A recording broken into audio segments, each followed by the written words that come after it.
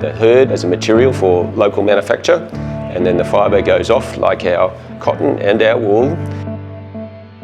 Stuart Gordon, a researcher at CSIRO Ag and Food. The Hemp Connect Forum has been very good in terms of bringing the building industry together, I think. You know, the architects that we've heard from this morning paint the complicated picture, which is, that's important for us to appreciate, I think, or for the industry to appreciate. But I will say, having been associated with the industry for the last 7 or 8 years, just in forums and conferences and things like that, and some research, I will note that there's a positive step forward in this forum. There's a realisation and an objective realisation about what else we need, so that's a good step forward, I think. Yeah. CSIRO has done a little bit of research around hemp. It's a little bit sort of, it likes to sort of look at hemp, but not engage too much in it, because there's not enough. It's not a big picture thing at this point in time, in terms of CSIRO's policy perspectives. But that said, we have had a couple of lovely engagements with the industry through the Australian Hemp Council, and we've helped with the Best Management Practice Manual, bringing all the characters in the hemp industry together, all the agronomists and all the experts there. So that's been a good production.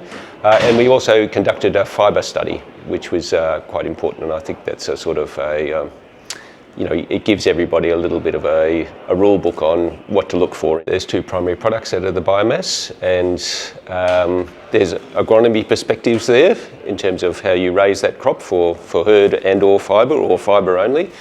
So there's some things in those manuals that we've produced. I welcome Richard Colbeck's introduction to the inquiry that they were going to table for the Senate in July this year.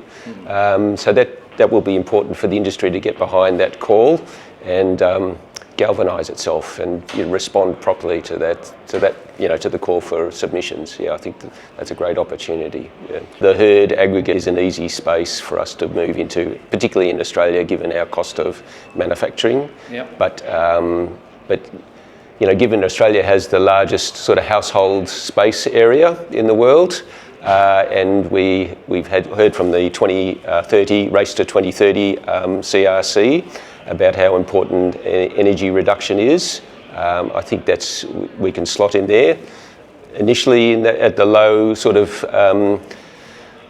I guess the more intellectual builds in a sense, but I think that's the burgeoning space for us. And then I can see the fibre being unresolved here, in terms of manufacture, but I can see it being shipped quite nicely to other export countries where we export all our other fibre, and coming back as a nicely processed good. So I think that's the hurd as a material for local manufacture, and then the fibre goes off like our cotton and our wool.